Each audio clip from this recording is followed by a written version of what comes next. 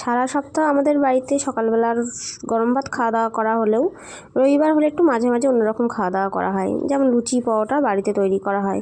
তো আজকে আর বাড়িতে তৈরি করিনি, দোকান থেকেই কিনে আনা হয়েছিল পেটাই পরোটা আর সাথে তরকারি। আমার না লুচির থেকেও পরোটা বেশি ভালো লাগে, আর পেটাই পরোটা হলে তো কোনো কথাই নেই। তো রবিবার মানেই কিন্তু ভালো মন্দ খাওয়া দাওয়া, আর রবিবার একটু ভালো মন্দ খাওয়া দাওয়া না হলে কেমন যেন ফাঁকা ফাঁকা লাগে, কেমন যেন মনে হয়।